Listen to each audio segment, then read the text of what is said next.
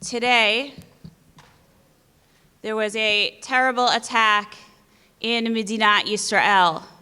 As we join together this morning as a Kihila, and before we introduce our Yom Iyyun, we felt it is important that we gather together to daven on behalf of Eretz Yisrael. I'm going to ask Dr. Tammy Jacobowitz, who's going to lead us in a parak of Tehillim, and Ruthie Charandav, who is going to recite the Tfilah Lishlom HaMedina and share an idea that we're all going to be involved with together in terms of expressing our solidarity with Eretz Yisrael. Please rise.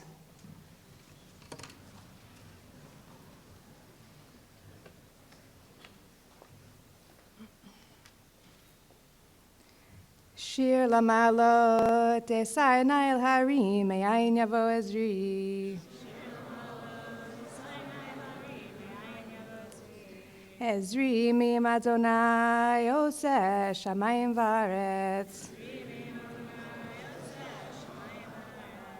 Al Yitein Lamot Raglecha Al Yanum Shomrecha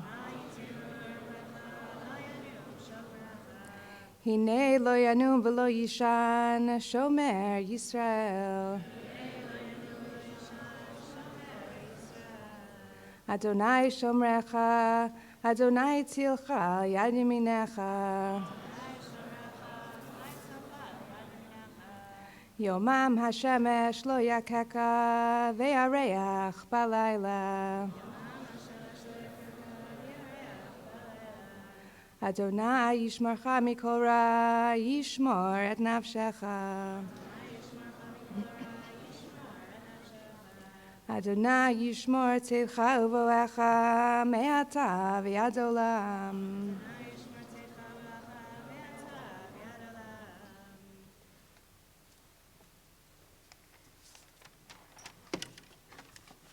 Avinu Shabashamayim, Tzor Yisrael v'Gawalo, Barecha Medina Yisrael, Reshit Tzmicha Kulatinu, Hagen Aleinu Ba'avrat Chastecha, Ufros Alecha, Sukat Shlomecha, V'Shalach Orecha, V'Amitecha L'Roshecha, Shareha V'Yotzeha, V'Tekaneim Be'etzah Tova Melfanecha, Chazeket Yadei Meginei Eretz Kodshenu, V'Anchilam Eloheinu Yeshua V'Ater Nitzachon Ta'adrim, V'Natata Shalom Be'eretz V'Simchat Olam L'Yoshveha.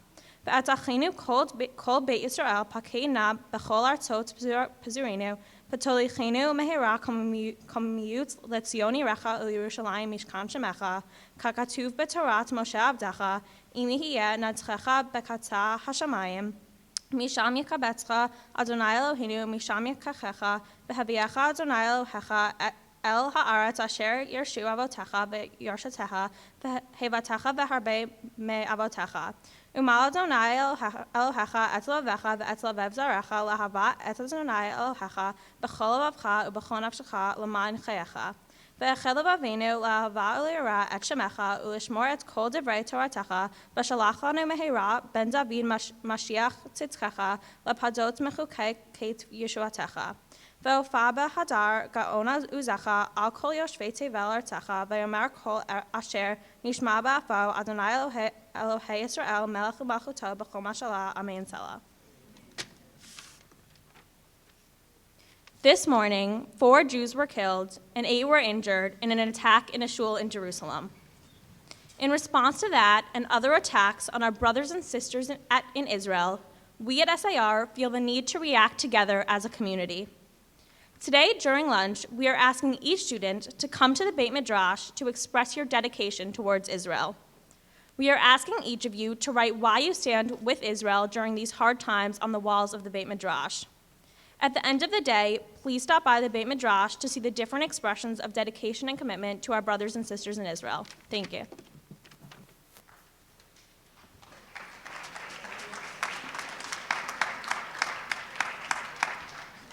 Thank you, Ruthie. I want to introduce what we are doing today at our Yom Iyyun, and I want to introduce it by way of a story. I got a new Parsha CD for my kids. I have 3 kids, and I'm playing it in the car. I'll be very nice and spare you my singing of it, but here is the first song. It went like this. Breshit bara Elokim et hashamayim ve'et haaretz, The whole world was created for you. It's a very nice idea. So I'm driving, and as often happens in the car, my kids get hungry. Great, I'm prepared. I have 3 pieces of string cheese. I'm going to give them to my kids. 1, 2, 3. So I give them to my 7-year-old. Great. I give a piece of string cheese to my 5-year-old. And he turns to me and says, I want 2. I said, Hanania, you can't have 2. I only have 3, and they're 3 kids. And Hanania says, Mommy, I get 2. The whole world was created for me. The truth is, this idea of the world being created for me isn't just something that sounds nice. It's actually in a Mishnah in Sanhedrin, which says that Hashem created Adam Yechidi, created the first person in the world alone, didn't create many people at one time, to teach that anyone who destroys even one soul, it is as if he or she has destroyed an entire world. And anyone who is mikayim, who upholds even one soul, it is as if he or she has saved an entire world. So what does the world created for me really mean? To my son, it means that he gets a lot of string cheese. But what the Mishnah really means is actually that everybody deserves the string cheese. Every human is endowed with dignity and with rights. The whole world was created for me. It was created for you. It was created for the boy with autism, and it was created for the homeless person whom we never met. As we have all been learning, Tzedek is not just about being nice. Being nice is good. I'm all for that. But Tzedek is about creating structures in society that support and sustain this idea that every individual is a world. We've all spent some time learning about a particular Tzedek issue. This morning, we have the opportunity to jump in it a little further and dig a little deeper, and to hear from some people who deal with it directly. We hope it helps us gain a deep appreciation of the many, many worlds beyond ourselves. I'm going to turn it over to Mr. Broder to introduce the next part of our program this morning. Before I do so, I want to give 2 thank yous. One is to Rabbi Schwab, who this morning could not have been put together without his help.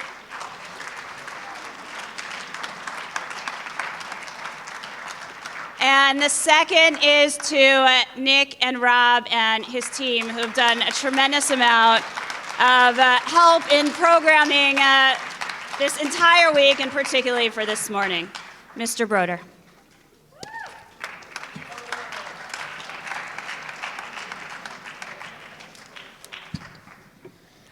I've hated words, and I've loved them, and I hope I've made them right.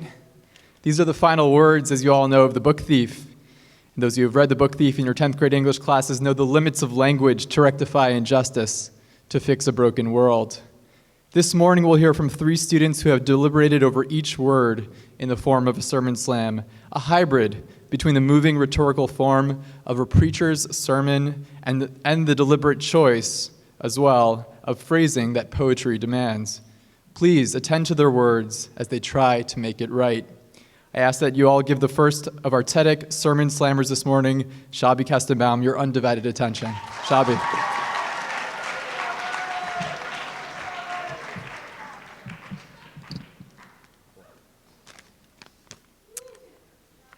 I gratefully thank you, living and eternal King, for you have returned my soul with me with compassion. Abundant is your faith in me. Now that all makes sense, right? I thank you, you returned my soul, you have faith in me. What about that last part, though? You have faith in me. Let's read that differently. You have faith in me. You, God, have faith in me. In this guy. You have faith in me. Why in the hell would God put his faith in me? He knows we're going to do the opposite of what he wants. He knows we're going to embarrass his name and cause evil throughout the day. He knows we're going to disobey his commandments, yet he puts his trust in this guy. There was a man in a building. There was water coming into the building. Boat came. Quick, jump in. We could save the guy. I was like, no. I have faith in God. He's going to save me. Another boat comes. The water rises. Boat comes. Quick, jump in, we could save you. The man says, no, I have faith in God, he's going to save me. The water gets so high, he goes on the top of the roof. Helicopter comes, quick, jump in, we could save you. He says, no, I have faith in God. He's going to save me. The guy dies. He goes up to heaven. He says, God, what happened? I thought, you and me, we were tight. God, he looks at him and he says, you idiot, I sent you 2 boats and a plane. One other story. A man says, God, can I please win the lottery? Can I please win the lottery? God eventually answers him and says, of course you can win the lottery. You could have won it the whole time. Just first, buy a freaking ticket. God gives us the tools. God gives us the tools to make our own choices. Whether we make the right choices, that's up to us. But no matter what we do, God has faith in us. When we sink to the lowest of the lows, once we hit rock bottom, God's assurance in our capabilities does not change. It does not falter.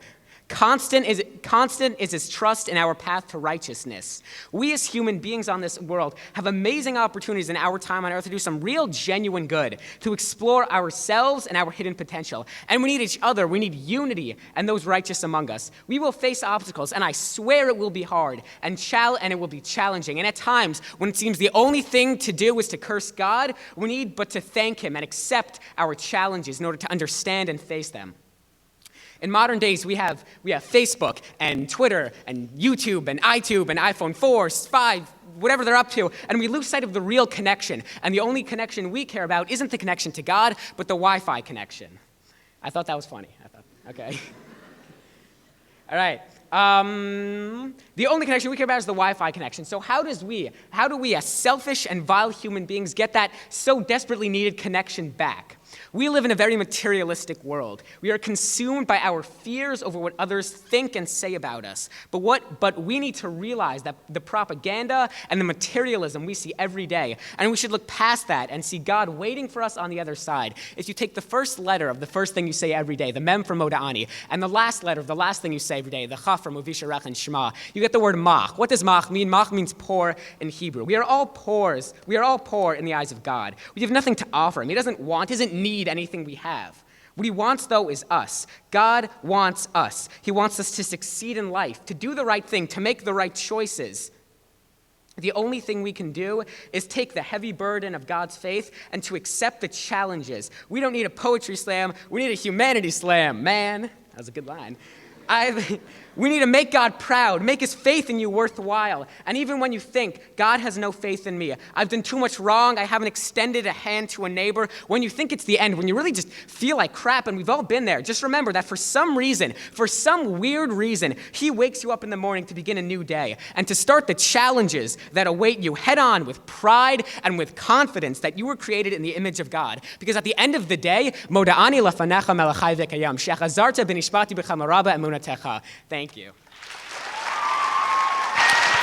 Thanks, Shabi. Please welcome to the stage Madeline Nelkin. Thank you.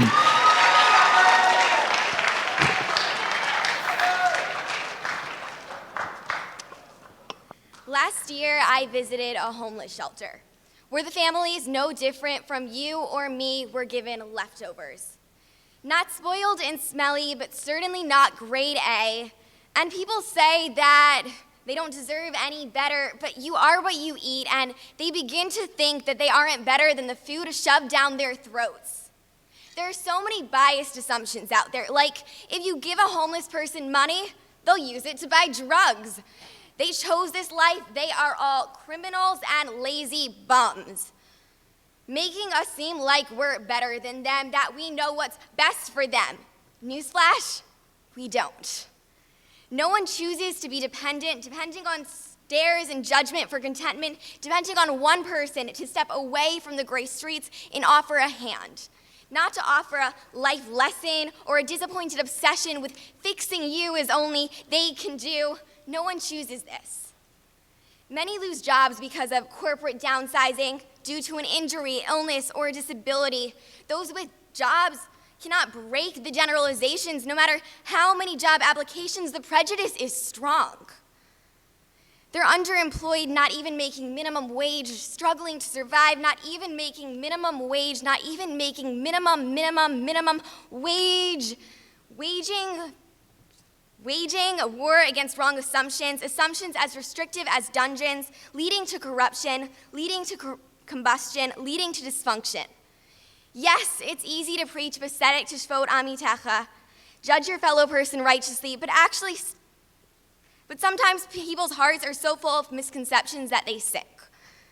But still, don't ignore them and act oblivious, have no hospitality. Yeah, it's easier to sip your coffee, glare at smartphones, and disconnect from harsh realities. But ignorance leads to extreme views, and Tzedek you shall pursue. There are many people out there. Some believe that the homeless got what they deserved, and others are unnerved. Yet even those who pass homeless by with teary eyes, even they sometimes demoralize them by trying to do the right thing and passing unspoken judgment. So just put the change in their hands, but don't avert your eyes. Thank you, Madeline. Our final presentation today will be from Yael Marins. Please welcome Yael to the stage.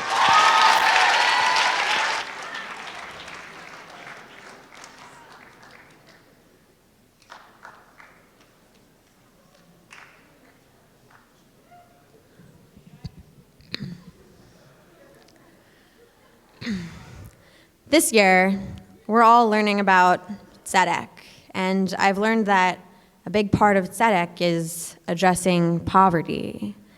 But poverty? What do I know about poverty? I know that poverty is what I'm not, that I write this on my silver platter Macintosh, too posh to use a pen, thinking they are messed up means to the right end, to being an artist, to helping society. Poverty is not the neatly realized dream of wanting to be a writer, an author of my own story. Poverty is not the freedom to think you are a maverick for having words to say. What do I know about poverty? In 4th grade, we learned that you are an authority in an area that you know. A doctor, an authority on medicine. A teacher on education. An author, an authority of words. So I reached for the words and the box of crayons and began to scrawl a book in bare bones. Blues turned to reds in my veins since I was exposed. I was injected with my oxygen. And I told myself it was all I needed. I could live on words alone, not bread. Right. As if I would ever be alone. I am an inauthentic authority of words. I will rise, knowing I may fall, knowing I have net after net after net to catch me, a childhood bedroom to which I can storm when the world isn't sunny anymore. I will never go hungry. I have more crushed crackers in coat pockets than some shelters see in several weeks. Wheat, spelt, rye, my staff of life, not oxygen. Not the pen, not even the keyboard. I was born into the privilege of people raising their eyebrows when you slam in Harlem, but my presence is all talk, since a few minutes later I go home to a cushy suburb. Maybe we should all just go home. But no, that brings me to another thing I know, that yes, the absolute value of words is smaller than actions, but the answer is not to stay silent. We are all here to imagine new ways to fight. So I challenge you to imagine a cafe in downtown Manhattan where New York was privileged enough to host its first poetry slam in 1973. There, words became oxygen as they pumped through people's lips onto an audience, transforming a population and a generation, maybe from different stories of Manhattan than this one. But maybe I can do the same. Maybe I can imagine I can do the same. My name and my words can legislate and demonstrate to the suffering of New York City. We still hear you. And we stand in our fur boots and silver platter earrings, trying to write you out. What if I could write out poverty, make it write out poverty? What do I know about poverty? I know that all we can do is imagine, write, dance, arch our way through, because every magnum opus opens eyes to the people on the people who can't open their mouths, on the girl out there, just like me, who reached for the words and the box of crayons, who is privileged enough to be an artist that starves, but really more of a girl who starves, since poetry is placed second when there are mouths to feed. She is just like me. What can I give to her? What can I give to poverty? Crushed crackers, silver platters, words.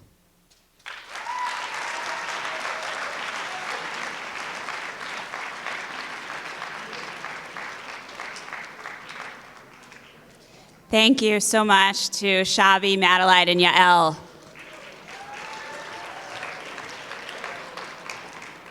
For the next part of our program today, we are all going to head to Beit Midrash groups in your regular Beit Midrash locations. You will be discussing a dilemma related to one of the Tzedek topics that you studied. After that, you will be heading with your Beit Midrash group to hear from a speaker who has direct experience with the issue that you studied. Thank you all so much for your involvement. You are now dismissed to your Beit Midrash groups.